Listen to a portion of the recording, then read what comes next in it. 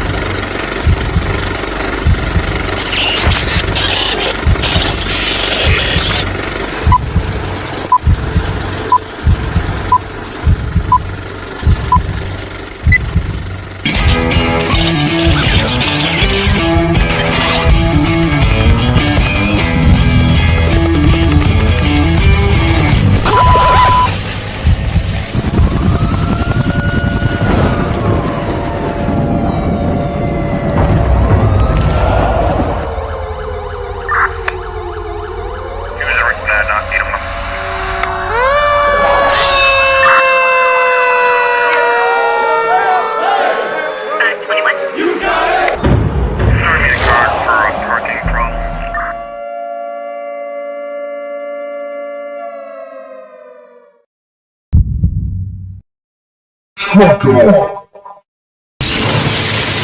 Talkers, roll out.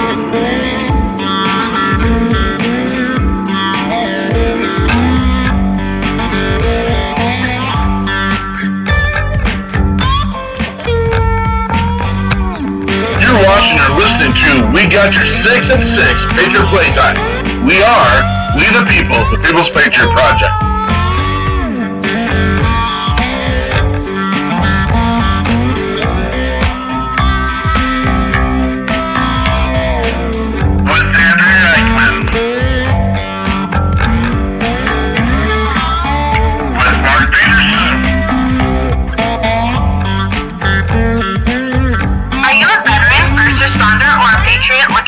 To put your skill set, your thoughts, and ideas, or want to help continue the mission, you have come to the right place.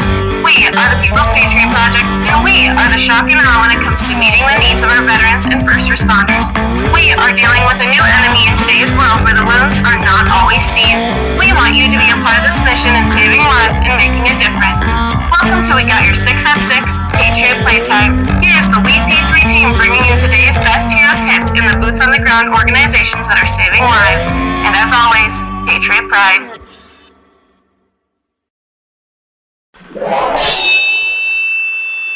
Left, your left, hey. Left, right, your left. You got it.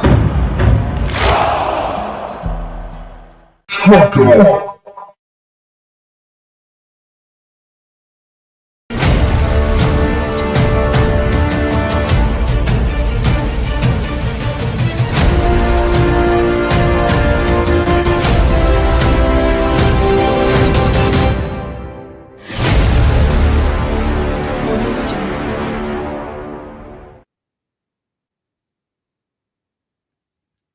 Hello and welcome to our show. This is Andrea Eichmann here with the People's Patriot Project, and we are bringing you our weekly show / podcast called We Got Your 6 at 6 Patriot Playtime. Every week we try to bring you a new guest, and a lot of times we have a new musician, and we share all the good and not so good things happening in our world. Tonight's not going to disappoint. I would like to mention real quick, Bourbon Battle Buddies, they are a strong supporter of our mission. Really, they don't have a choice because J-Train, he's actually one of us. It is 25 June, 2023. Tonight, our guests are Jamie Bunetto. He's here with us to share some of what he's up to. And I guess I dragged him to our event in Coppell, Texas, and so he really had no choice. He's going to be on our show. We might or might not talk about that day. We also have Rick Brown here to share some music, some background with us. Hopefully there's something left to share after he and Mark got warmed up before the show here. It's going to be an amazing show tonight. Stay tuned. Keep your ears open for some great conversations. Please call out questions if you have them, and share with your friends if they're not on here watching.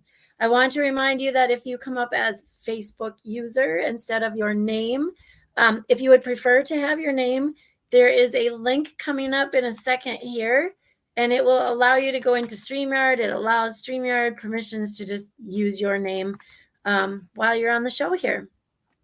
Before we get started tonight, I want to share with you our new pledge. We've talked about this. We've discussed. We've gone round table with this. And sometimes we wonder, like, why are we doing this? What have we done? Sometimes we're like, how did we get this? Why is it so amazing? And we know why we get to do this. It's a thank you to the service members and first responders that have committed their time, sweat, blood, limbs, family, and life to give us the freedoms that we have that allows us to do what we do daily. So get up off your dang butt, take off your hat, put your hand over your heart, and join us for the Pledge of Allegiance.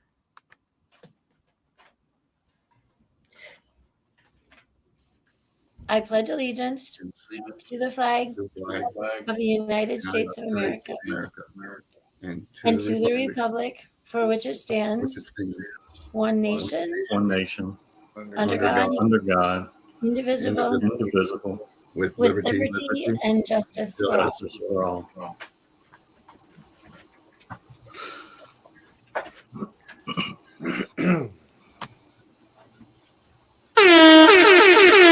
There we are. We're in the house. We're ready to roll. We got it set up, and we got some amazing guests here tonight. I don't like the way this is arranged. We'll put our guests up on top and put the queen where she belongs, and just like that. There we go. Much, much better. Look at this right off the bat. What up, fellas? I'm not a fella, but thank you for including me in the group. And we don't know who you are. Gosh dang it. Oh, they beat me to it. They beat me to it. Thank you. Oh, Jeremy Daniels here. Good to see you, brother, here regularly all the time doing your thing. We appreciate you. Coming to us also from our YouTube channel, which, hey, here's our commercial. We always say we're looking for people that have time, talent, and treasure. And if you wanted to meddle a little bit in a little technological space and piece, we could use a ton of help with our YouTube channel. It just needs a little tweaking and a little bit of some organization, but we'll get there. Mr. Tim Newton of the Tim Newton Band, good to have you, brother. Amazing songs. Get out there. He's got Country Girl out there just recently released in video. You don't want to miss it. Great song, great people, great thing. We've been talking about him in a little event, not ready to make an official announcement yet, but there has been a little event we've been attached to in the October month of the year down in a state south of us, north of Jonathan, where we call it the takeover, but I'll be ready for announcements on that, and we're pretty excited about it. We've got a bunch of new amazing players in the game that want to make this happen and make it bigger than ever. So stay tuned for that kind of information. Welcome, everybody. Good to have you. Good to be here. Yes. Oh, yeah. Jonathan, anything in the news? Yeah. Sorry, my computer's a little slow today. June 27th is National PTSD Awareness Day. Today we talk about the complex disorder of PTSD, which is caused by experiencing or witnessing trauma. PTSD in some form was documented as far back as 50 BC, but it wasn't until 1915 that it was introduced into medical literature, and it was called shell shock. Every war since then has ushered in a new understanding of the effects of PTSD. However, it wasn't until the Vietnam War that studies found that trauma didn't necessarily have to stem from war or combat-based situations. Holocaust victims, rape victims were also found to have experienced trauma that was associated with PTSD. And today we understand that PTSD can be caused by many different kinds of trauma, but it is widely considered to be treatable. June 27th, 2010 was the first National PTSD Awareness Day. However, in 2014, the Senate would designate the entire month of June as National PTSD Awareness.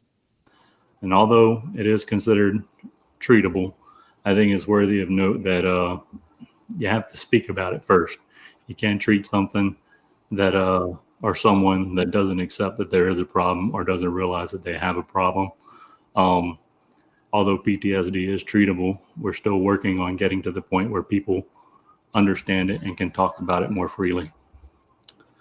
Also, on this day, June 25th, 1944, First Lieutenant Carlos Ogden of the United States Army had his company pinned down by a German 88 millimeter gun and 2 machine guns.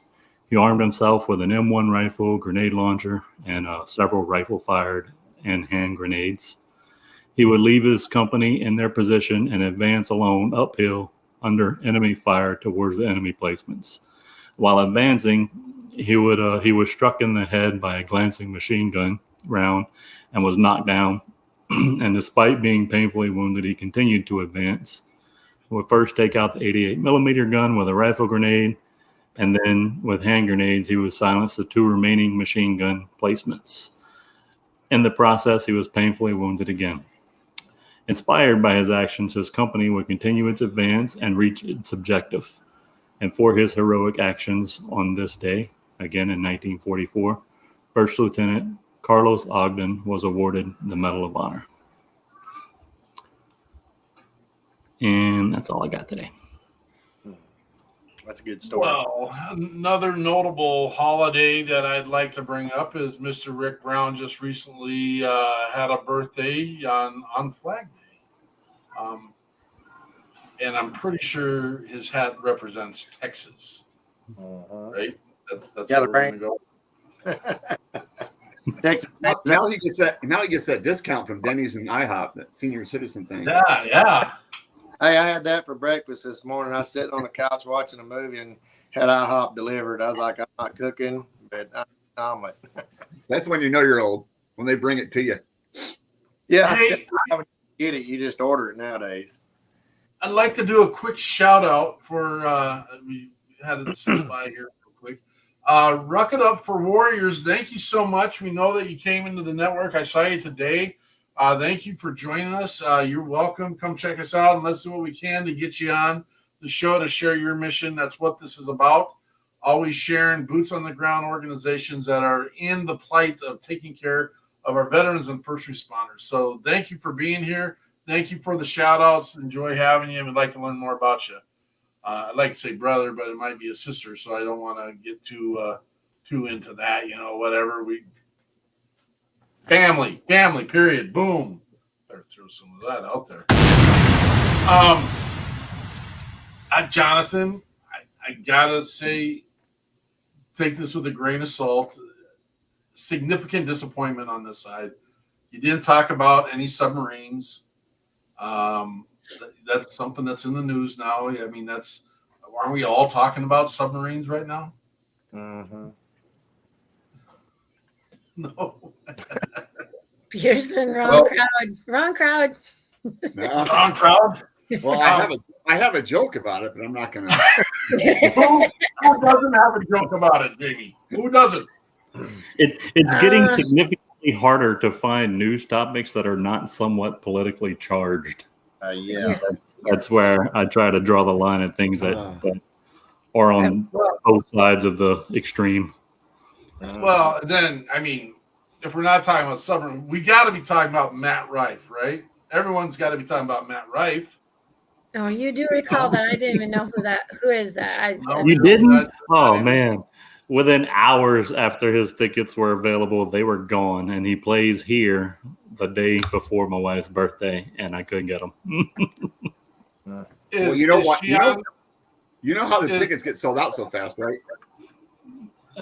People buy Everybody them and else then mark knows. them up for like $800 a piece. No, like banks and Amazon, companies like that. And I don't want to say that's particular, but companies like out there they purchase just thousands of tickets, and then they sell them up. Mm-hmm. recently From tried. what I understand, though, if you're a female with any ounce of libido left in their life, apparently that is a factor in this. So apparently he's on the free list for everybody. I don't get it. Whatever. Wow, I'm just take that as a shot, you male.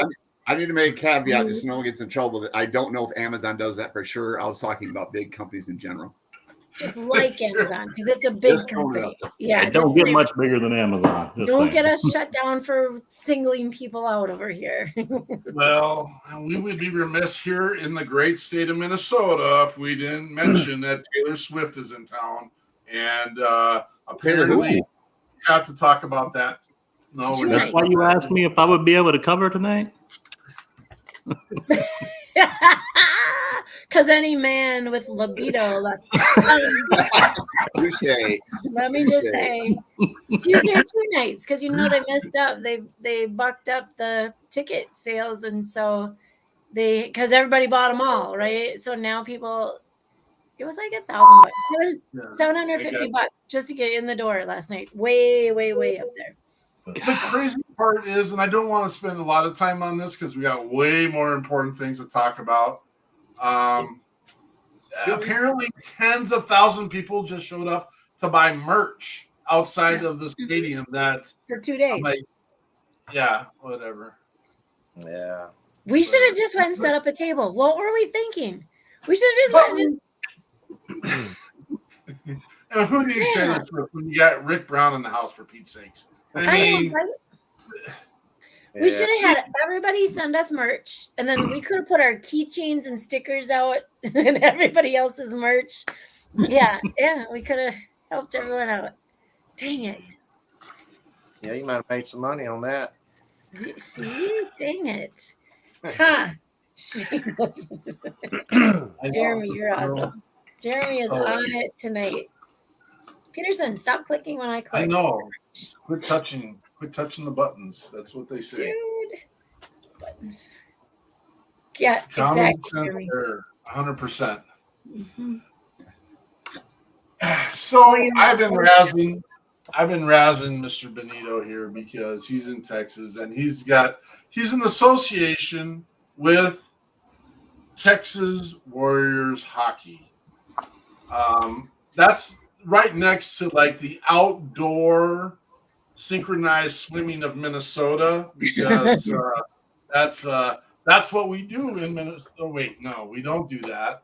There should be no hockey in Texas, but we all know in the early 90s, sadly, Texas stole one of the greatest hockey teams in the history of the world, and it's been a sore subject for a long, long time.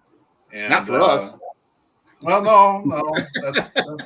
No. How many times have the Dallas Stars made it to the playoffs?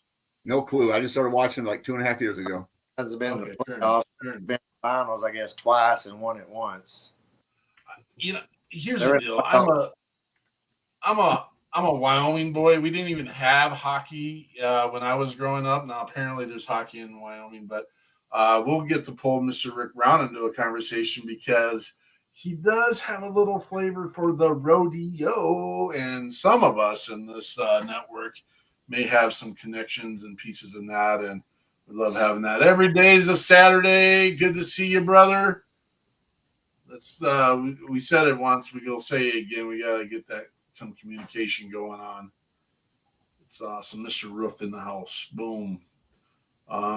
And from the WeP3 radio. That's probably us, but Derek Iozio's in from Catch 22 down in San Antonio, Texas. We got the Texas Brotherhood coming in tonight. And the great part is Mr. Brown comes to us through a referral of our fine young lady, Jen Ford, out of Texas as well. They're from the same space. And we thank you, Jen Ford, for the referral. We know this is going to be a good fit and things are going to happen because of this, because we believe that we are the of all this stuff. So, Bunetto, Tell us about your service. Tell us what you're doing. I started out back in 5th grade. No, I'm just kidding. So I joined the military, United States Marine Corps, in 1989. I did about 9 years and got out and became a police officer in Lubbock, Texas. Did that for about 4.5 years. And then after September 11th, I joined back in the Marine Corps. I was intelligence chief for a couple different units. Then stayed in until 2013, where I retired and went back to being a police officer. Ended up retiring as a police officer, and now I'm doing private investigation work. So that's me. Outstanding. And Mr. Brown, tell us about your service. Well, I got out of school and worked for a couple of years in the family business, and then Desert Storm was heating up, and I just made a decision. I was gonna join the Marines, and I just felt it in my heart that if we were gonna go fight, that I needed to be there. So my dad was Army, and he talked me into going and checking out some other branches instead of just the Marines, because of jobs and stuff, and like Air Force and Navy. So I went to the Navy and asked them, hey, do y'all have any type of ground troops? I really don't want to be just sitting on a ship, and not that that's a bad thing. It's actually fun, but they showed me a little video of the Navy SEALs, and I said, well, I kind of like that. So I was a great runner. I could do push-ups nonstop for probably up to 300, and it blew people's minds. The only thing I could not do was swim good enough to be a Navy SEAL. I never got into swimming, so that was my Achilles heel.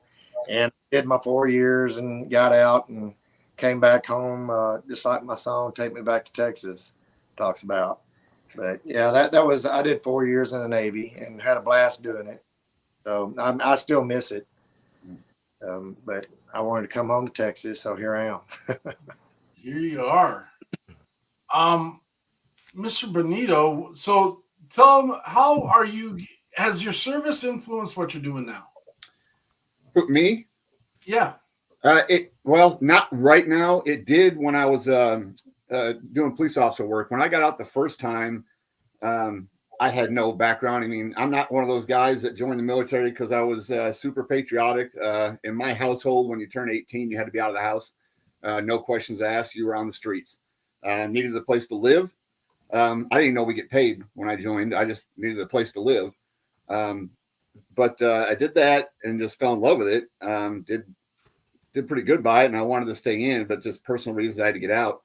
But obviously it helped the transition to become a police officer, doing similar type stuff. And then once that being a police officer is in your blood, I mean, it's in your blood. You can't do anything but after September 11th, I had to leave and go back in the military. Again, just that I felt when I did my first 9 years and got out, I felt like I quit. I quit early, if you will, because 20 is completing the job, completing the mission. So I just had that itch, had to go back in. And then now doing PI work, yeah, there's a lot in relation to it. I did insurance for a couple of years and it just wasn't for me. But yeah, PI work, hoping to get into some more analytical stuff and actual investigations. I was also a detective when I was a police officer. So I think it'll help. Rick, did the service help influence any of your music or any of the pieces that you put in play with the music world? Yeah. I had a little garage band here in Longview when we were teenagers. When I got in the Navy, me and some guys got together and started playing music there. And I used to sit there and play the guitar. I've got carpal tunnel pretty bad now, so the guitar playing ain't quite as good as it used to be, but which the VA's fixing to help me with that. But like the "Take Me Back to Texas" song, when I wrote it, it was referring to while I was in the military. And like I told you earlier, that when I announced this song, I wrote it because of when I was in the military and I was dying to get back to Texas to hunt deer, ride bulls, dance with pretty girls on the dance floor, because you didn't have a lot of that in Guam and Japan. But a lot of bases had country nights, so we did get to country dance. But I still miss like him. I feel like I quit early, and it's been an itch ever since I got out of wanting to go back. And the 9/11, I almost dropped everything I was doing and went back in, but I chose to keep working, and I already had vehicles and house and stuff like that. And I was like, well, that's just a whole lot to sacrifice to go back in, which I had gone back in, it would have been the Marines. But all of our branches is a brotherhood. Everybody serves equally for this country, because you got a job to do in every branch. It is very important to this country. I learned at a real young age, fortunately, when I was in the Gulf War as a Lance Corporal. Every service had its purpose.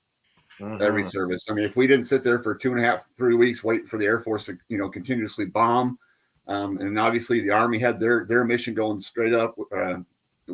It's just, I learned very young in the military that there is a purpose for all 4 branches. So, and Coast Guard, I don't want to miss them as well. But 100%. And you know what? I love the camaraderie that first of all, when you sit in a room of a bunch of service members, there is an innate level of respect and an innate level. I know there's some goofiness, and I kind of equate this to sports teams. You're going to have your Packer fans. You're going to have your Viking fans. You might have a Dallas fan trickle in there now or then. Not very many of them. They build a big house for them down there, but I know they don't sell those things out. But I appreciate it. And again, there is the ribbing you get with the crayon eaters and with the chair warrior there, the chair force area, the warriors. I can't even get that out. Armchair warriors. And I get it, and it's fun. We love razzing each other, but at the end of the day, I know that if there was ever a time or a moment that any one of us needed each other for anything, I think we'd fix it. I also know that you all stack us up in a bar having a couple beverages. There might be a little bit of fisticuffs given any moment, but that would happen. Well, I know it was my unit. It was my unit in Okinawa that made the enlisted club stop selling bottled beer. So. I love it. There was a lot of. I'm like I said, I miss it like it was like I walked out yesterday, and I take a lot of pride in the service that I did give this country, and I was a machinist. That was one of the rates that you could be to be in the Navy SEALs and all that, and so I've made parts that could sink subs. I've made parts. I've made tail hooks for jet aircraft. I've made been down on submarines and worked on them when they were tied off to our subtender. So you get to see a lot of different things. I got to go to Australia for 18 days max liberty, and very few people get to say that. I went across the equator. We did the whole shellback initiation, which I don't think they allow anymore because of, certain things that go on during that we won't discuss. But, man, we went all over the world, and it was a blast. I mean, there's things you see and do that the average citizen just does not get to experience. And like him, we've seen lots of things. Just like my song says, I've been around this world and seen lots of things, and that's all we're going to talk about. That's all you need to know. So as of 2010, they still do the shellback ceremony. It's a little bit cleaner now, but they do. Yeah, I'd heard. I was in there when they really started introducing the women to ships. And you had to learn how to act because guys, get vulgar and stuff, and which is sad because usually they were worse than us. Yeah. Hey, it was a challenge. I don't care. Do what you gonna do. They were guys just like us. And it was fun. I had a blast. I was on the USS Holland with, I think 400 women was on that ship. There was one on the Proteus, which was the Proteus was a ship. If you look at the picture of Surrender Tokyo Bay, there's this big black shadow of a ship with a bunch of subs tied to it. And that was my first ship. So it had a lot of history. And I actually decommissioned that one. Then I ended up on the Nimitz, another famous, very famous ship for the United States. So that's things that, you know, I look back on and go, you know, I was part of two ships that were just amazingly popular ships. And the Holland was a great ship too, you know. It just, I don't think it had a history like those two, but you know, it was still a great ship and we had fun. Went to Japan and got the power lift on the base there against a bunch of Marines, and I come in there and took 3 trophies home. But like I say, I did join the navies with other aspirations in mind than just, you know, being a squid. Other than being trapped on a ship with a bunch of guys, you mean? Yeah. Yeah. But you know, the good thing about the subtender life, you're in port a whole lot. And when the subs ain't there, guess what you're doing all the time? Liberty. If you ain't on a duty day, well, in the machine shop, for 2 years in Guam, basically we'd have muster, plan of the day. Anybody got anything to add? No. Okay. Sweep up shop. About 30 minutes later. Okay. Everybody at duty station is dismissed. And we did that all the time. We was out playing volleyball on the beach, softball, whatever. Yeah. Marine Corps we can't say that in Marine Corps. We didn't just sit on our asses and play volleyball. Yeah. No. We actually worked. Yeah.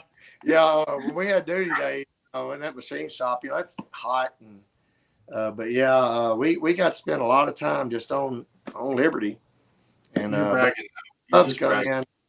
It's over with. Jonathan, I hear you're awfully quiet right now too.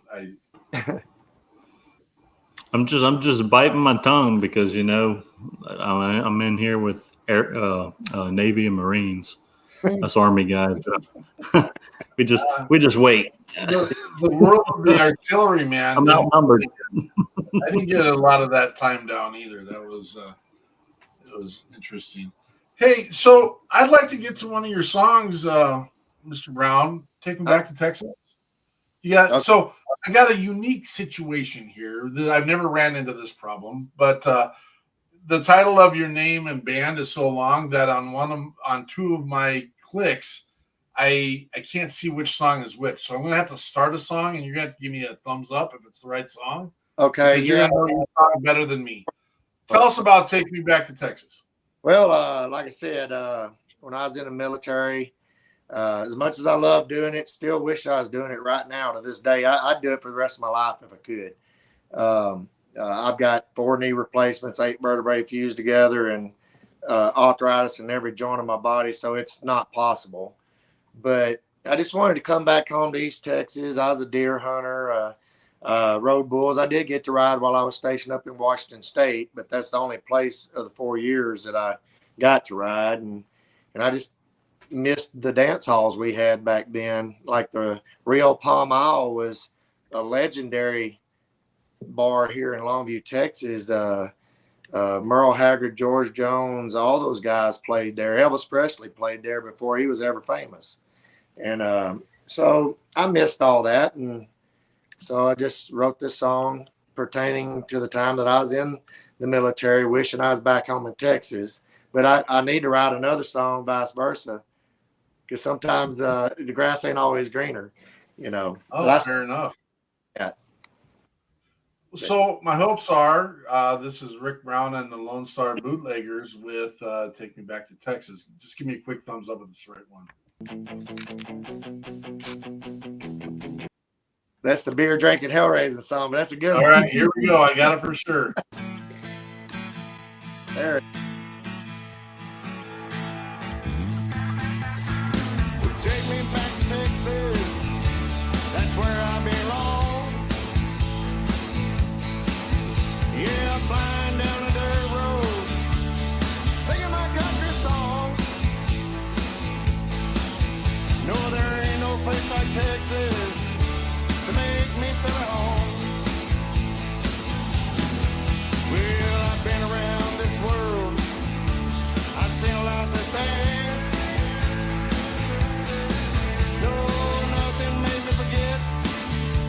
Well, ready as I can. Well, I'm still old country, so don't blame me if I don't change.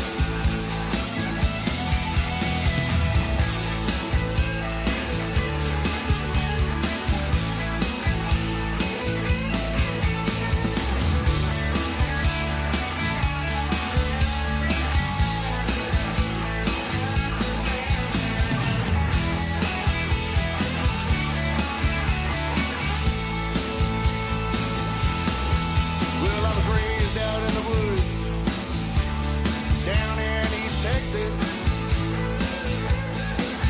Lord, take me back home to those tall pine trees,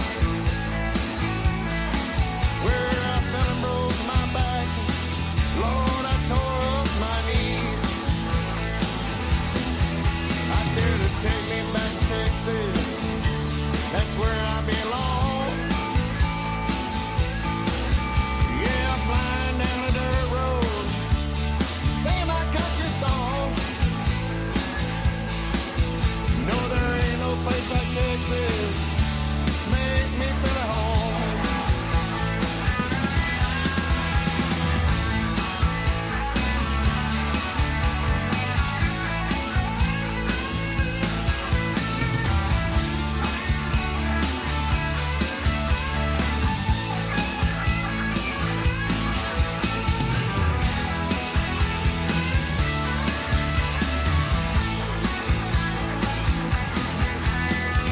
Take me back to Texas, that's where I belong. Yeah, I'm flying down a dirt road, singing my country songs. I said there ain't no place like Texas to make me feel at home. I said to take me back to Texas, that's where I belong. Yeah, I'm flying down a dirt road, singing my country songs. No, there ain't no place like Texas to make me feel at home. I said there ain't no place like Texas to make me feel at home.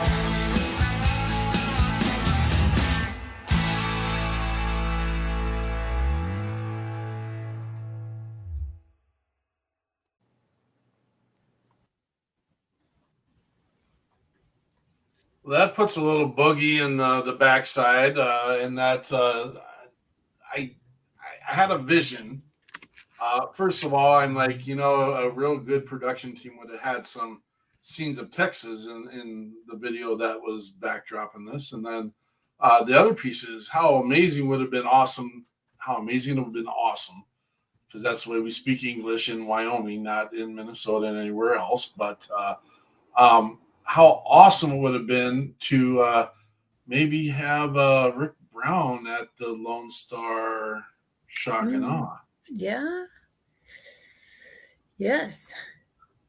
So I think Rick's having a hard time hearing us, which is fine because I can hear everyone. So if someone, I'll send him a text message real quick and have him just come out and come back in.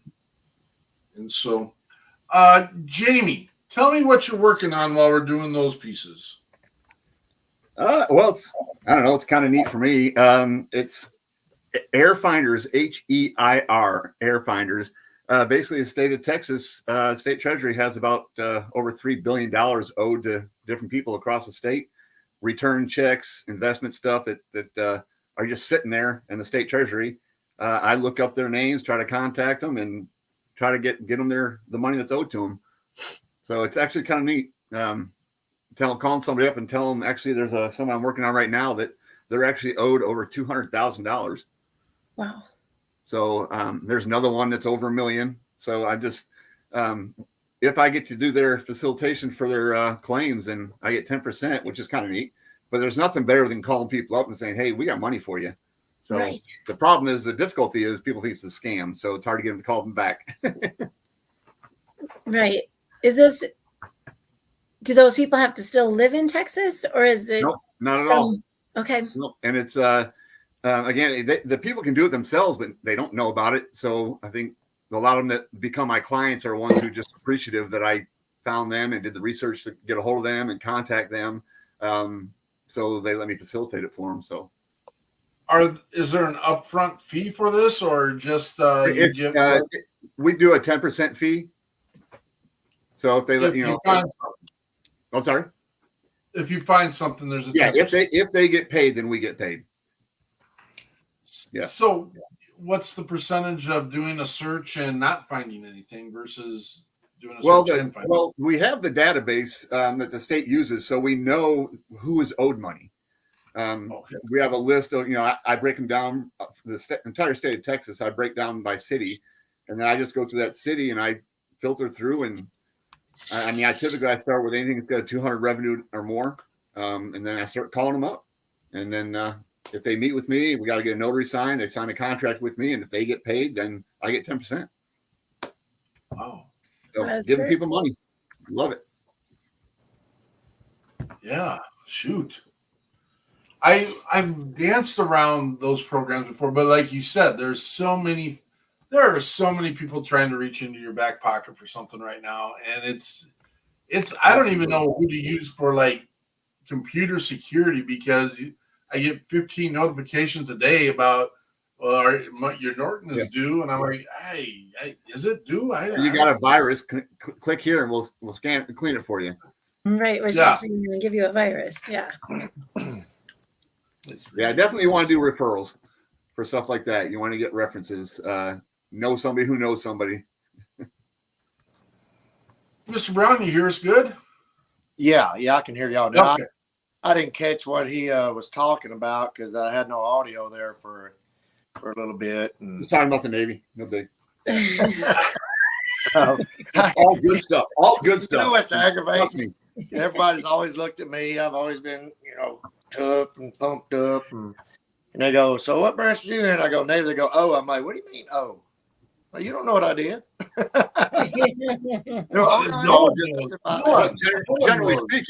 Generally speaking, it sounds like you look like a Marine. So, well, yeah. Even when I was in there, everybody, unless they knew me on base, they automatically would start talking to me about Marine stuff, and I'd look at them. I'm like, I'm not a Marine. They're like, hey, boy, you're not a Marine. I'm like, no.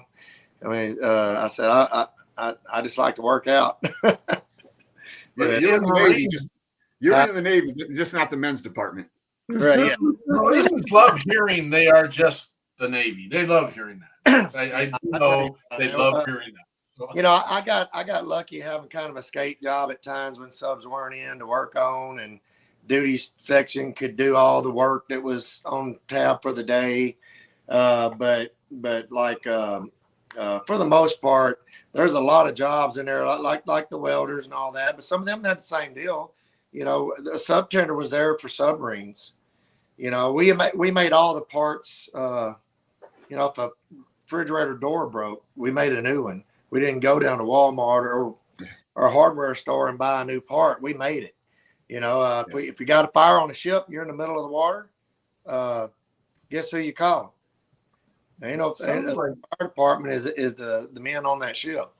And speaking of the Holland, first time we went out, when I went and decommissioned Proteus in Washington, come back, got on the Holland, so we go out, and I'm doing engine room watch, and I'm walking. I just got relieved from a watch, and I'm walking to these big stairs that go up out of the engine room. They wind up just like any building.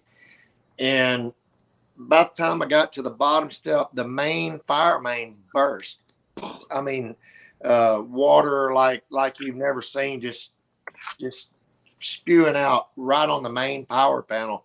And I just stopped and went, oh no. And I had one of my guys in my shop was coming down the ladder. I grabbed him, hooked him on the arm, running up. I said, go. And then all of a sudden, boom. And we were dead in water for 2 weeks. And so, you know, those ships are dangerous. And if anybody had been standing on that other side of that main, if it came out and hit me, it could have possibly killed me. It would have dang sure threw me 30 or 40 feet. But yeah, it put that ship dead in the water for 2 weeks. Yeah, And we that's had to never fix good. it all. I mean, you don't call the hardware store or the plumber down the road. I mean, you got to fix it all yourself. So lots of crazy Sounds stuff like- in the military.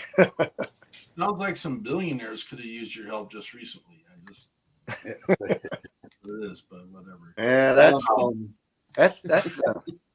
that's a sad story. I don't have no interest in going that deep in the water to look at a ship that's been there for what? How long has that been now? That I just watched the movie. I think I've already seen the end of the movie, so really, I'm done. You know. Yeah. I mean, I've seen the unmanned subs. They go down there and do videos of it. That's fine with me. I'm gonna sit right here and watch it. I got a nephew that's going to retire for the military. He went in to be on a sub, and I just thought, man, what? There's people that love that job. I mean, and I'm gonna tell you right now, submarines are some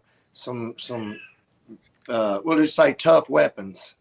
And down there under that water, it's like if that sub goes down, you may not ever see them again. My best friend was a nuke, and they would go out to sea for a year at a time underwater. And I'm just like, I'm not that guy. I'm not. They say 300 sailors go out in a sub, and 150 couples come back. I went on a sub one time, and I'm not doing it again. They're tight quartered. I mean, it's like they shift out of the beds. They shift out, and they're single, and you're lying in your cot, and you've got about 6 inches. They shift out of that. That's not your designated sleeping spot. You share that with another shift person. Right. While they're all and stuff. Yeah. Yeah. I'm like, no, thank you. I got to go on whether it was sanctioned or not. I can either confirm or deny that, but I got to visit one, and just the 15 minutes I spent in the boat was enough for me. And I'm like, 15 minutes of my life, that's a good enough. That's Rick. What are you working on right now, brother? Yeah. We lost the Army guy. Where did he go? I don't see him. He's backstage right now. There he is. Okay. I couldn't think of his name, but I'm bad with names anyway. Unless I say it a couple of times, I usually forget it. But I will say one of the coolest things I ever saw in my life was on the USS Nimitz. There's a deck on that ship where it doesn't have doors on all the openings. It's just like oval shaped openings. And when you're standing on one end of it, you can literally see all the way down the length of that ship. And it looks like when you're looking in two mirrors and it just goes to infinity. And I should have, back then we didn't have smartphones, or I'd probably have a picture of it. But that was kind of cool. You always made it a point, whoever was new on the show, hey, come up here and they'd look down that passageway. And it was literally those openings would go down to nothing, like looking in a mirror. And that was one of the coolest things I ever saw on that ship, other than jet engines blasting off and landing. That's always fun to watch. Mr. Brown, what are you working on right now? You mean music? Or yeah. Music, life, whatever you want to share with us. I've been my family business has been framing and trimming and remodeling houses all the way back from my grandpa, my dad, my three brothers do it. So that's another job here in Northeast Texas. But I know earlier I played you a little bit of a song that I just wrote that I haven't recorded and released yet. Is that what you're referring to?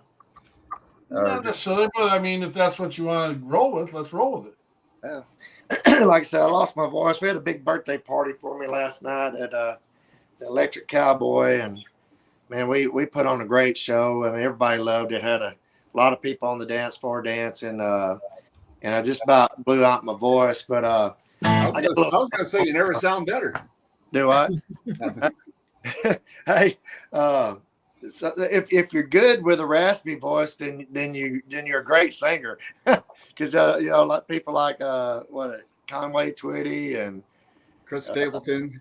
Yeah, Maggie's song, the best love story, the best love song in the world. Oh yeah, but I come up with a little song I hadn't started recording yet. We're going to, and it's just called Long Necks and Honky Tonk Angels. But it kind of goes like a.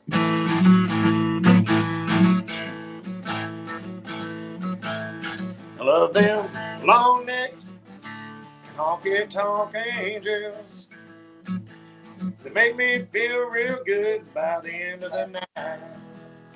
I love them long necks and honky tonk angels.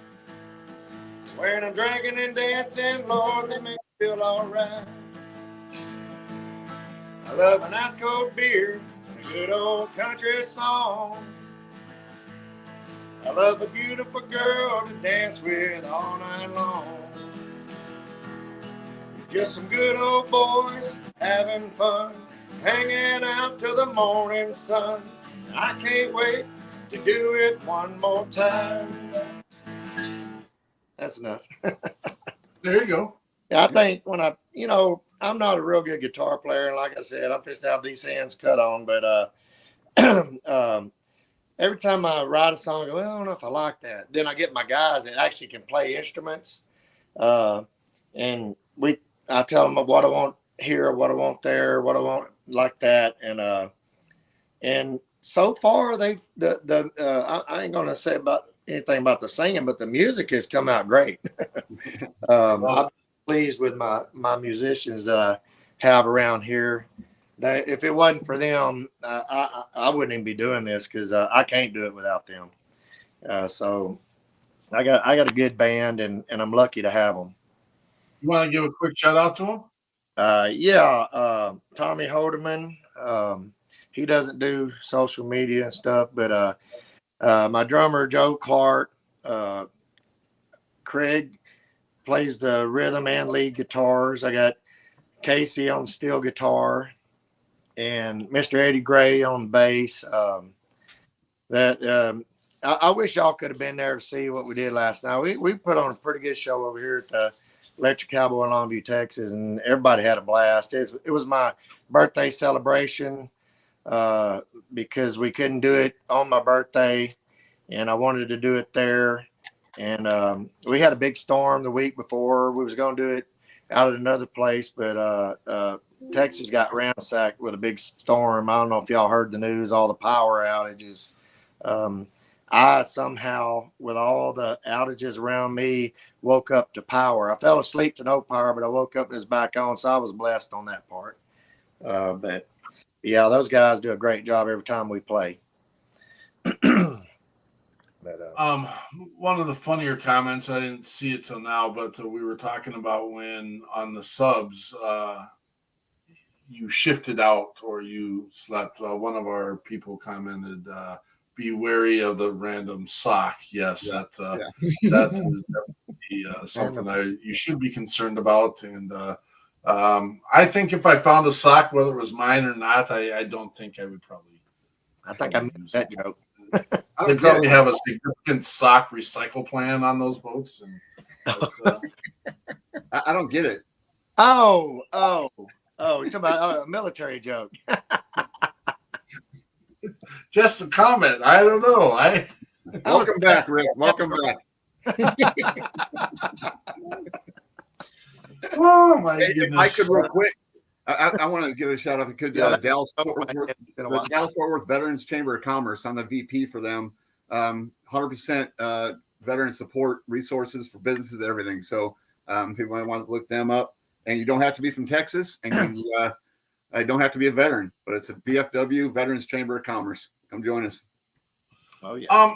And I would be remiss of not thanking you, Mr. Bunetto. You did show up to our Lone Star Shock and Awe event down in Capel, Texas, and not only did you show up, you brought gifts, and we thank you. He presented us with a flag that had been flown over the Capitol, not the Texas Capitol, but the national Capitol. Greatly appreciated that. It was supposed to be used as a raffle item, and I mean, full disclosure, we still have the flag. It just, that event didn't merit it, and if you need that back, let us know. No, we appreciate it. Yours. It's all yours, man. We thank you for that amazing gift, and we'll make sure that it'll be put into the right process of making sure we'll get it where it needs to go. And Awesome. Thank you for that amazing gift, and thank you for coming and seeing us. One of the most fulfilling pieces of this mission that we all got to create, and we on this screen aren't the only ones. It's a nation effect. It's a national effect of people that want to be boots on the ground, helping and creating resources and creating opportunities. And literally, we can reach across this country and help in so many facets. I'm really excited to think about what we can do with your skill set and just help reward and give opportunities to others. But getting to put pause on people, and I'm an artillery guy. I mean, you don't put pause on people. That's the way it works. But this has been so fulfilling in building relationships and building a network of people who actually legitimately care. And it's just not about veterans. It's just not about first responders. It's about our communities as a whole. And it seems to be an underlying message, but it is actually the driven force of what we're getting to do. And I love it. I appreciate it. Yeah. Or wills. Yes. Sorry, Jeremy. It's I need to be more inclusive in that. Mr. Daniels is bound by wheelchair and still doing amazing, coming and checking out our show weekly. And Peterson, pause on people. That's maybe that's the new mission. Just pause on people. Yeah, I got slapped last time. I'll put my paws on a person. I'm not gonna lie. There was, and I won't say his name because I'm pretty sure it was a naughty moment. But I was leaving a training once in the field, and I'm going to let you know my camouflage attire for that particular training was a bear mask out in the woods. I would walk around with this bear mask on. And so does a bear. It was camo. I mean, you're not going to shoot a bear, right? Because you're Nah, I don't protected. eat them. I don't want to shoot one or eat one. I have Right. So my form of camouflage was a bear mask, this one, and I'm getting ready to leave said training, and I am hugging everyone in this battle circle just to F around. I promise you, I'm the largest guy in our unit, 6'2" at this time, not quite where I'm at weight now, but I'm the largest guy in our unit. And for me to give hugs was weird. You hug your first sergeant, who I had a great relationship with. It's weird. I approached the colonel, and for some reason, he slipped his hand down on his 9. I don't understand why, sir. So I go, Not his 9 what? Well, not. Hey, It was. I'm leaving it alone. Yeah, we'll leave that alone. It's not the Navy. It wasn't the Navy. It's the Oh, Army, my bad. okay? My bad. I remember It was only 3. That was only 3. Do what? It's weird because if you equate it with millimeters, it really ruins everything,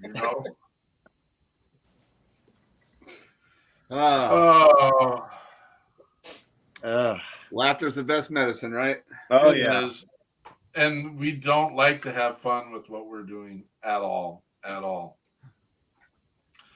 What is next for you, Mr. Bunetto? What's your next big mission? Just like I said, I mentioned the DFW chamber. We're trying to grow it, trying to get more resources out there to the veterans. Just doing everything we can. Just trying to get the message out and any type of resources we can provide.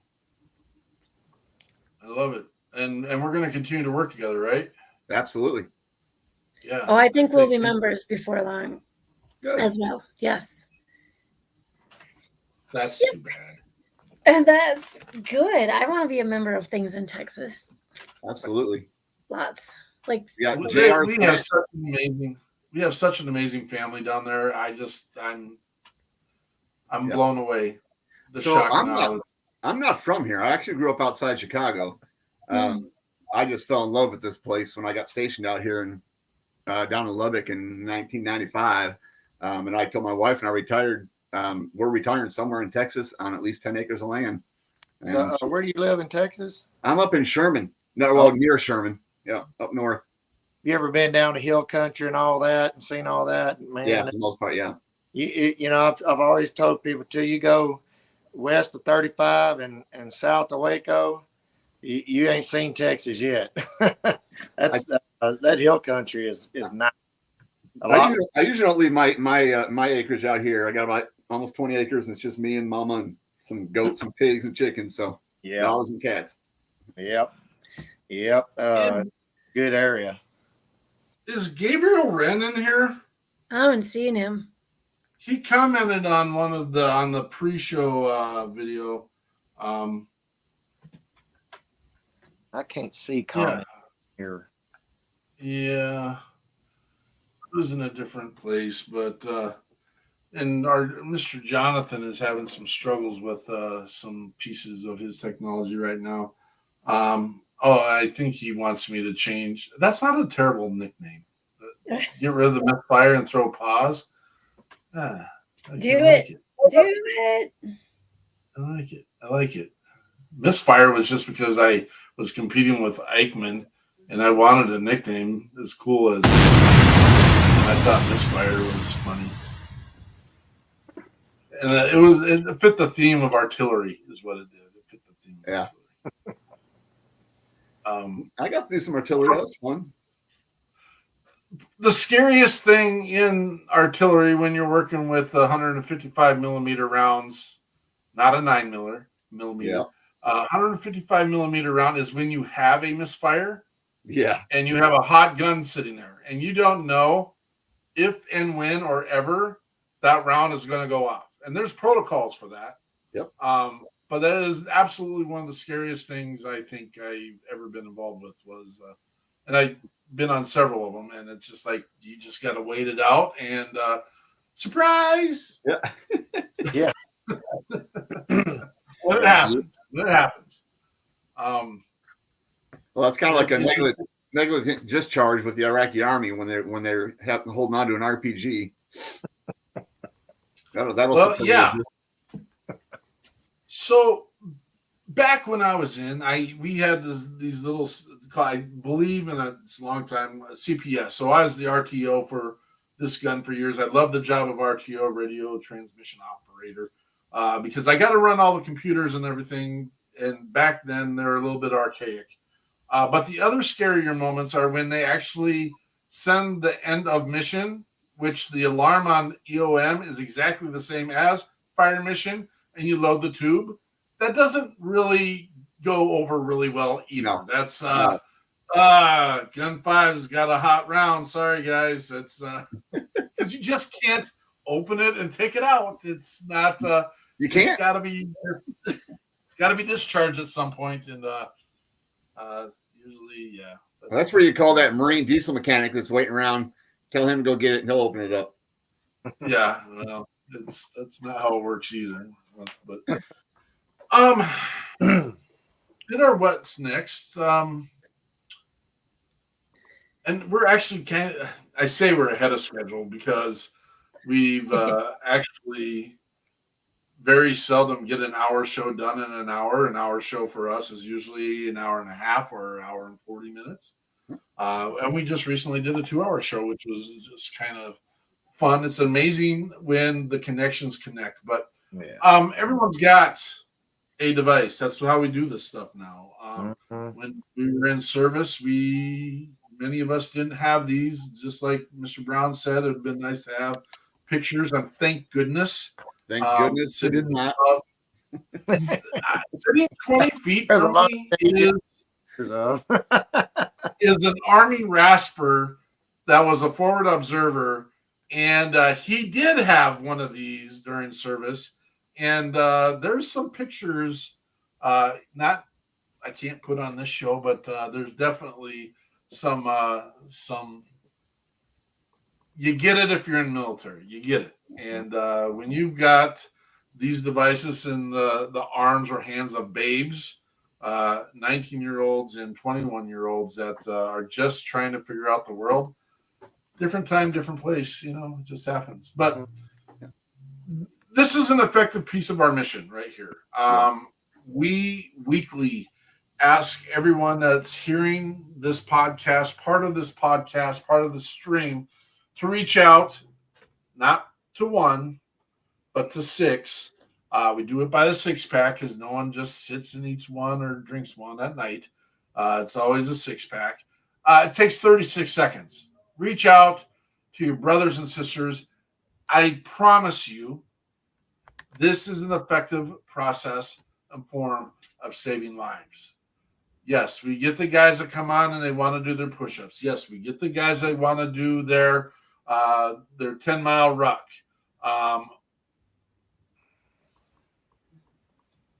Sorry, the long ones get me hooked up. These devices can save lives. I know that you're going to play your brick breaker and all that and have fun and enjoy life. And that's not a shot at Andrea, even though she's a brick breaker champion. I have one vice. It's okay. And your solitaire game. I'm totally joking. Because I know I have mine. And or if you're a 19-year-old that likes to use it for whatever visuals you like to pull up, these will work. I promise you. Reach out to your brothers and sisters. It doesn't have to be a long, lengthy conversation. And you know what? If it is, isn't that pretty awesome? Because we're meant to be in relationships. Mm-hmm. Reach out to the ones that you think are strong. Reach out to the ones you really didn't give 2 peas about. And those are the conversations you don't maybe always want to have. But I don't think it's a bad thing to let people know you care and or are thinking about it. And I know that for a number of people in our network, that has opened conversations that were hard for some people and needed to be had. And they're still here. So it is part of the mission. It is part of what we do. Please, please, please be part of the Shock and Awe mission and reach out to your brothers and sisters. Some people call it a battle buddy or a battle check, and that's we just call it what you want. Reach out. Yeah, call it what you want. I know most of the younger guys and gals that I see with the cell phones it is important to them because they can't breathe without them. Yeah, I haven't figured out the Snapchatter McBookagram app yet, but that's I know everyone does the snaps. Call me old fashioned. I'm still using Yahoo as an email. No, I'm not. That's not true. What was AOL? I still have AOL. No, I don't have that. Yeah, there you go. Yeah. Is there still AOL out there? Yeah, it's still. We run into people occasionally, and we make fun of them. And when you made dates off of that, you just hope like heck they look like they when you meet them in public. I am flip phones out there. I guess the flip phones are coming back, but yeah. Whatever. You see a lot of these movies nowadays, especially like the cops and robber type action movies. And the movie's made in 2023, and the guy pulls out a flip phone. You're like, what? I mean, I thought they were all Blackberries on TV. They've always got a flip phone on these things half the time. Now, if it's a girly movie, now they got the phones, the tablets. But we like we normally don't do this, but I think this is an interesting conversation here. It's This isn't 100% politically charged question. I like it, Larry. Why do twice as many consider things intelligent to watch television for political information than liberals? And I don't know that that's data. Stat is 100% accurate. My question is, and I'll piggyback this: why does anyone watch television for any kind of political Resource. information? Period. Well, ratings don't lie. Well, Larry, whoever makes the ratings could actually very easily lie. Oh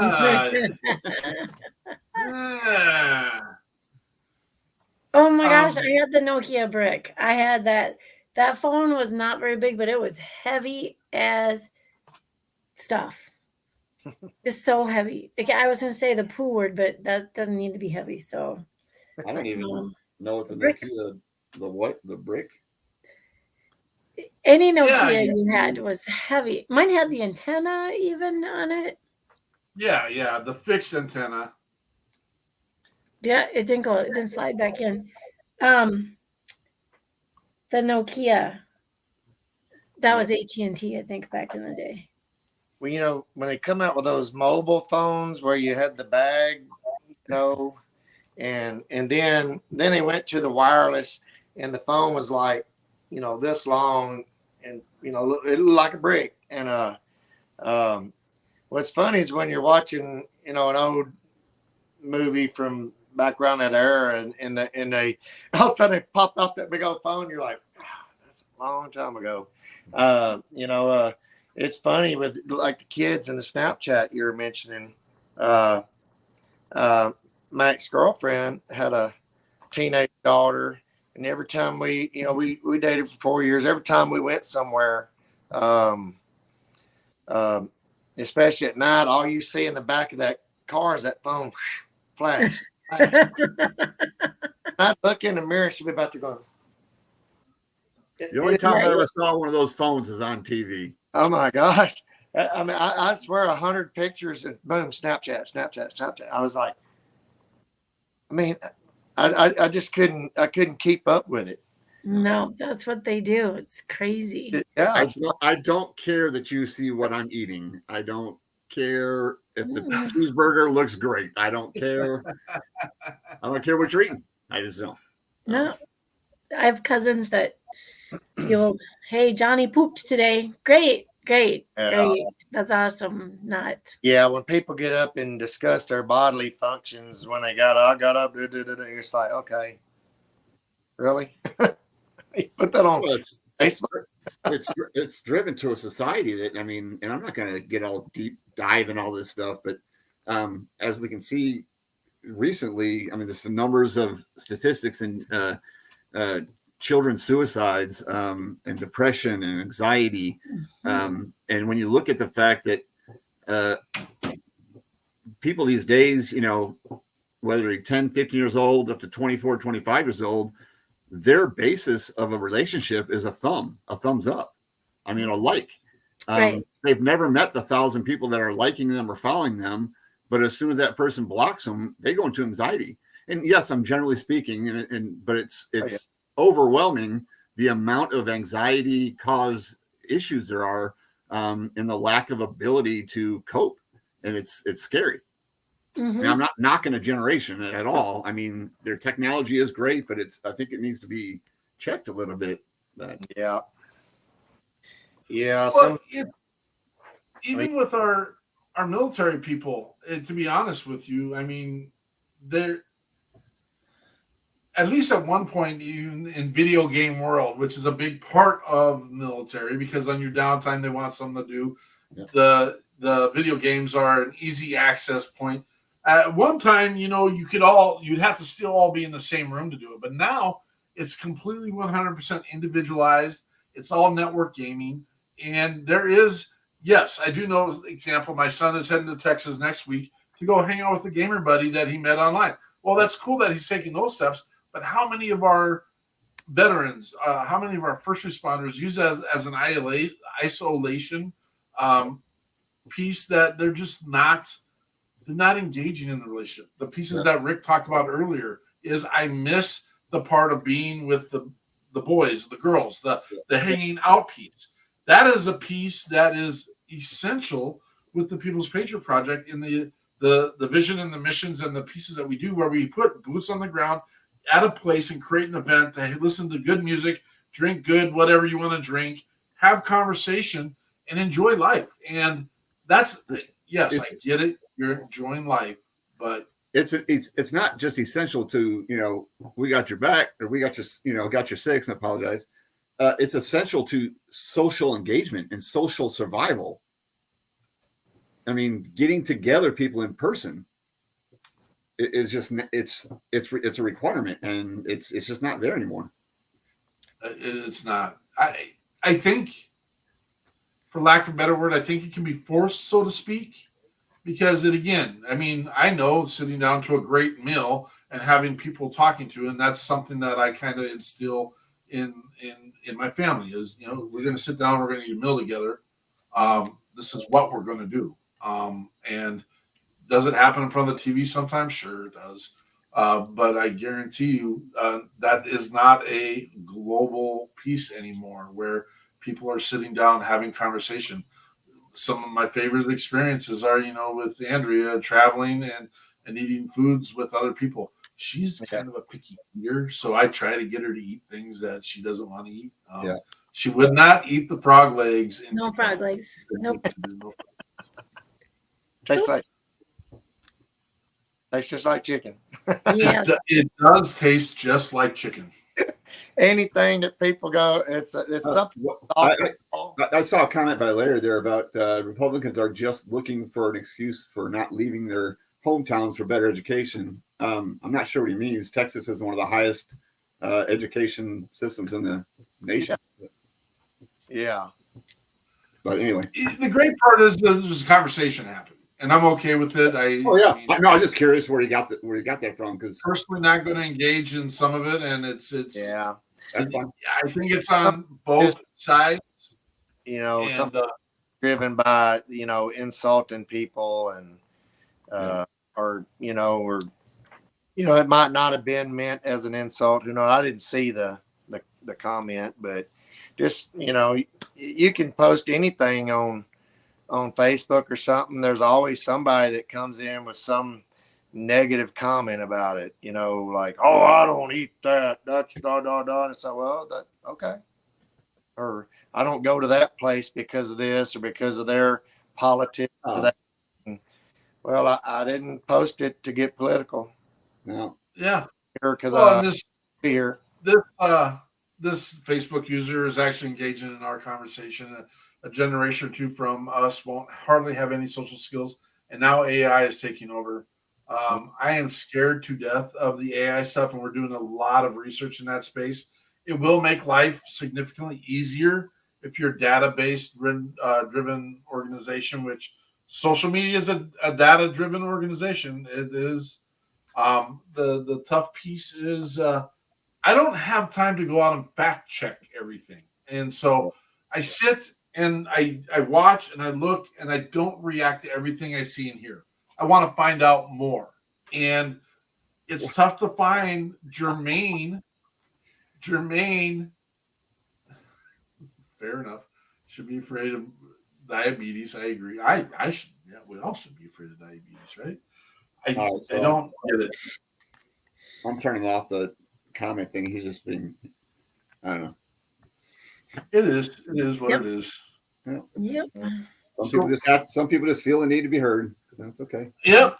Be heard. Say your piece. I love it. It's I'm not against it. No, that's what we fought for. Yep. Whether we 100%. Absolutely. Whether we like other people's views or not, they have that right because of people like us. Absolutely. But they want to admit it these days. That's the piece I pride myself in the most. And it doesn't hurt my heart when I see a flag on the ground. It literally hurts my heart. Mm-hmm. Does it hurt my heart when I see someone stand? It literally hurt. It hurts my heart when I see someone spitting on a police officer. But I'm going to tell you what, it hurts my heart knowing that anyone would spit on anybody, period. Right. These pieces hurt my heart, but the piece also is, it's what all the people that have signed the dotted line have done that for the purpose of. Yep. Say your piece, do your thing. Say whatever you want. Don't try convincing people. Right. I mean, yeah, everybody has their own belief system in their brain. So I don't care what anybody does, as long as it doesn't hurt somebody else, and you don't make an omission to change their minds. Yeah. And you respect each other's opinions. If you're coming to me with facts, and here's the tough part about facts. Facts are a perception. Yep. Facts, the perception is based on your education. Facts, your perception, your education is based on what you're willing to listen to. All these pieces play together. You don't have to believe everything you hear. You don't have to react to everything that you hear and see.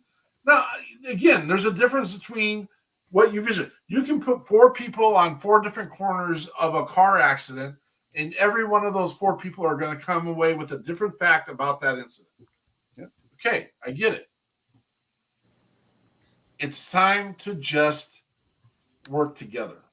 Right. It's time to have real conversations. Hey, what you do is good for you. What I do is good for me.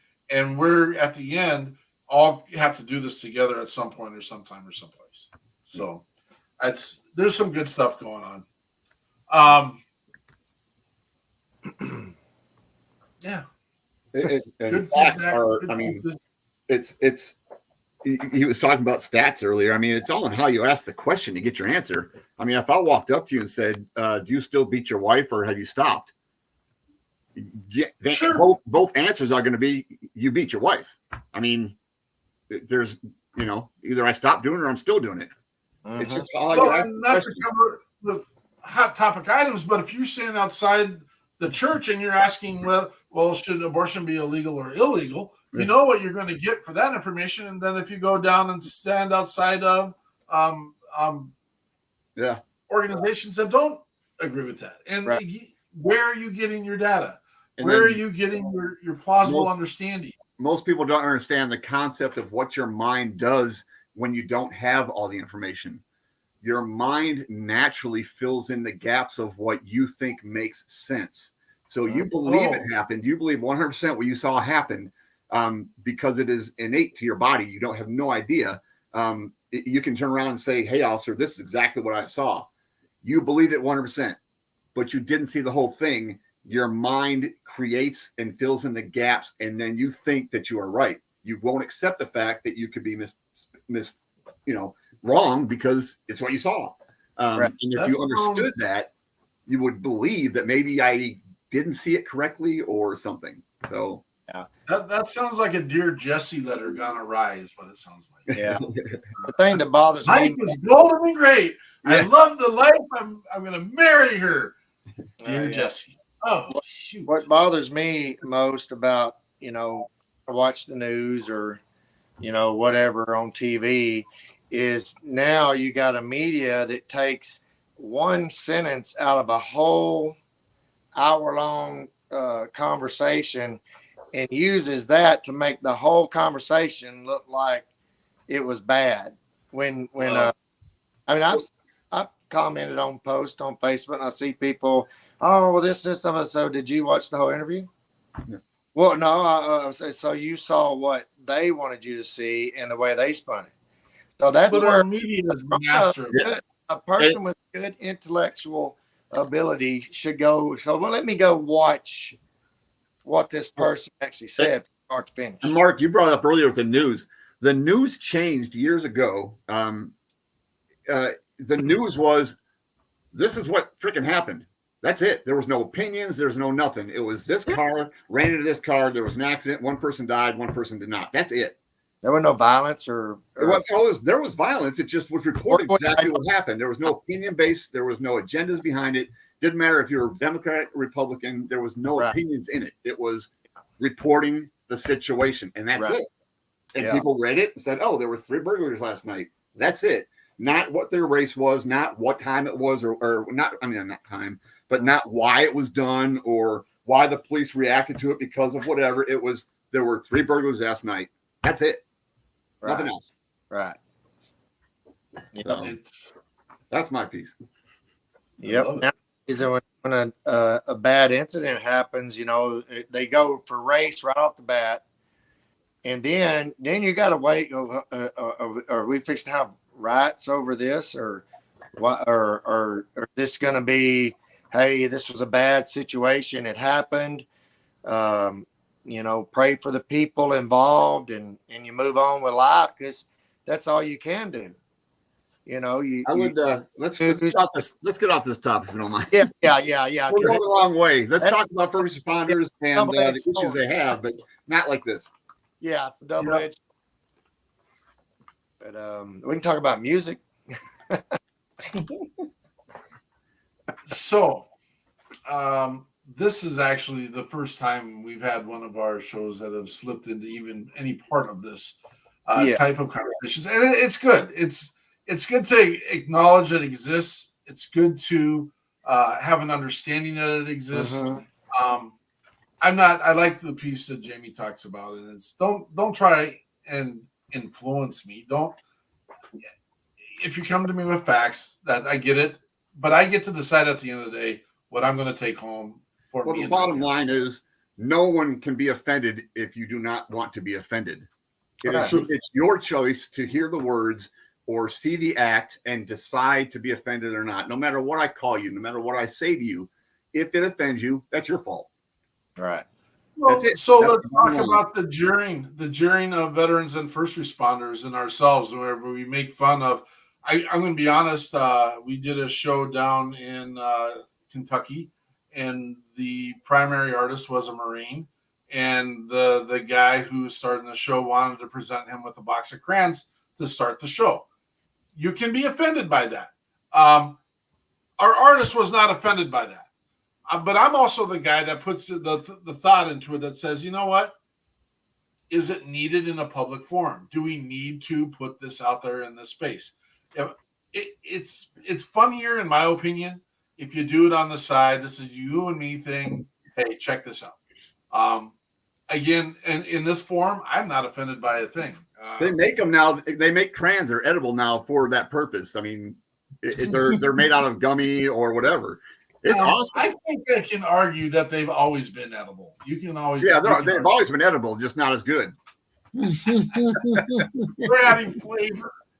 They're throwing them in the MREs now. You know, it is what it is. Like your favorite color, favorite lemonade, red. That's it. Your favorite lemonade is red? I mean, I'm sorry, favorite Kool-Aid. My bad. Oh, favorite Kool-Aid. However, red lemonade is pretty good. Yep. What a blessing to have you guys on. I'm excited to see where our relationships build and grow from here. I know this isn't going to be the last time. No. Jonathan, how are you? How's your technology going, brother? You ready to give some closing statements?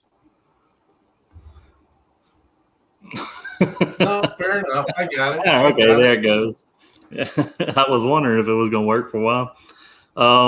No, man, I think when we're talking about the making the phone calls and reaching out to people, you know, sometimes the best thing you can do for you is to reach out to somebody and have a conversation. Just like Mark said, tell somebody who you haven't really had the best relationship with, you know, and just tell them, hey, I'm sorry, you know, wish things had turned out different, or maybe we can start right now, whatever it is, you know.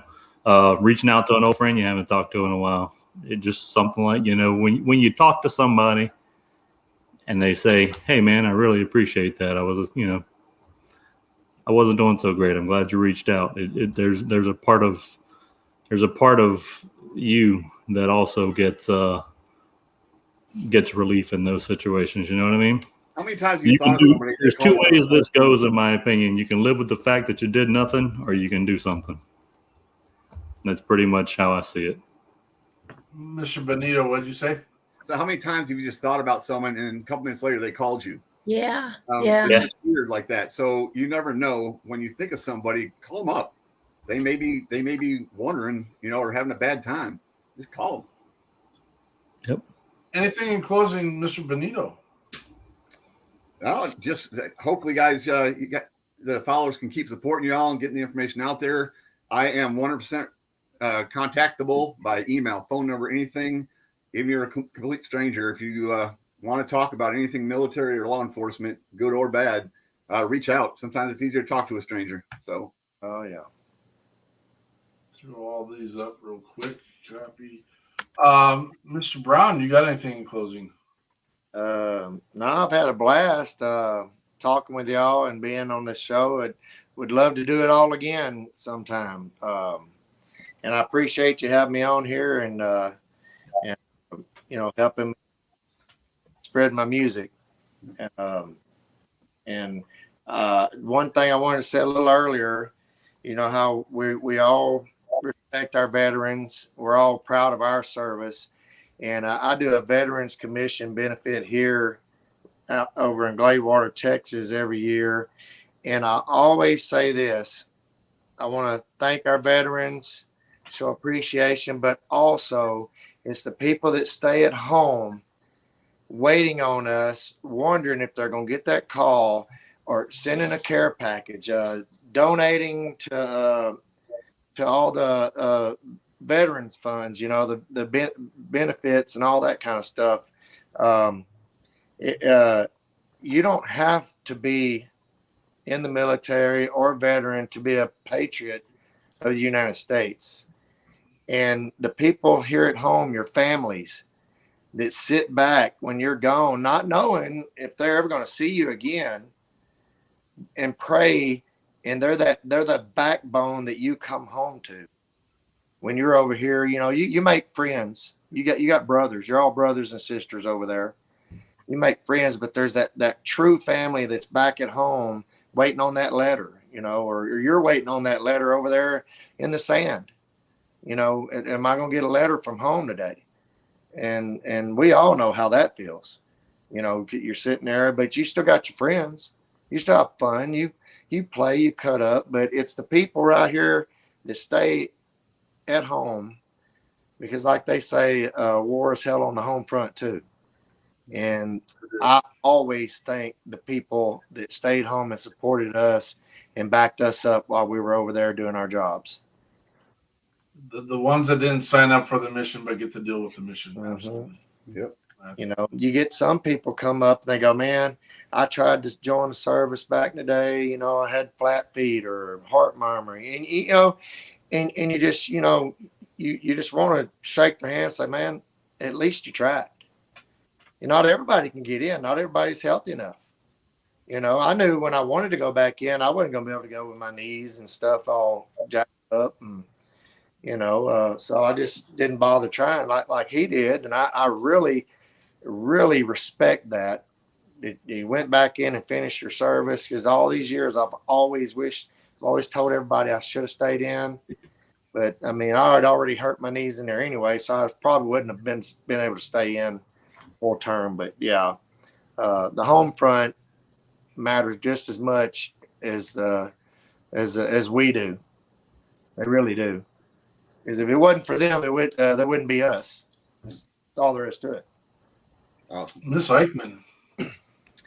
Yeah, I would like to thank you guys for being on here tonight. It's been a great conversation. There's so much more that we could ask and talk about, and we'll need another hour or two for that in the future. I do want to remind everyone that we have an event August 26th that we will be at. It's Operation Zero event at the Veterans Lake of Ramsey. We're going to bring a little booth with our keychains and stickers. So we'll be there. I'm just kidding. We love going to these things to support our fellows. September 9th, 2023 down in Nebraska, we are going to be at Hero Stock I don't know, one of us, two of us, maybe five of us if we can round them up. But we will be at Hero Stock with Jason Steiner and his band of people. We're looking at Nashville Takeover in October as well. I can't get enough of Nashville. And I just talked to so many people the last few days that love Nashville. So I'm inviting them down in October as well.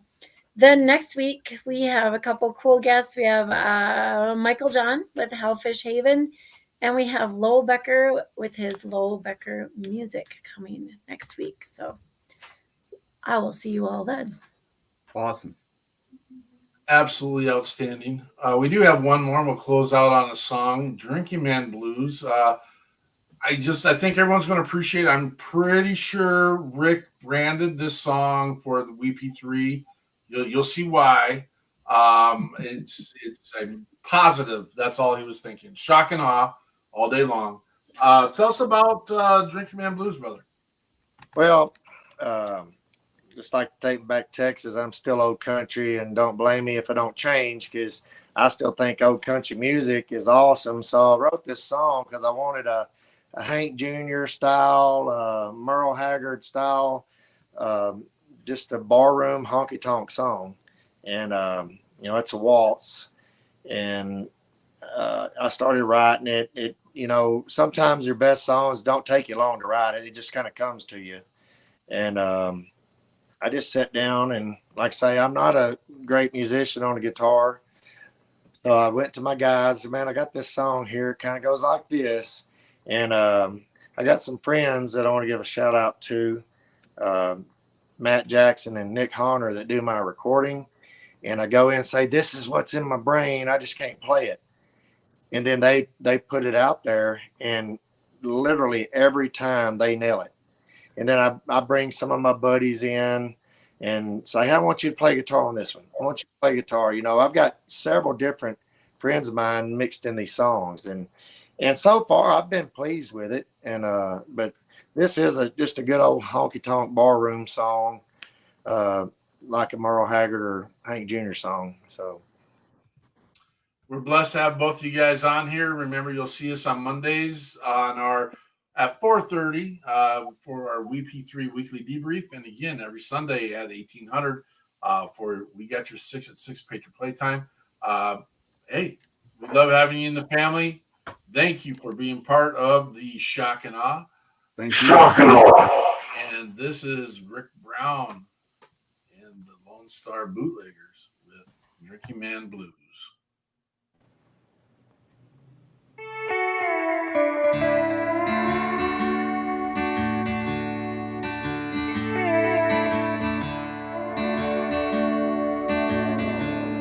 Going out of my mind,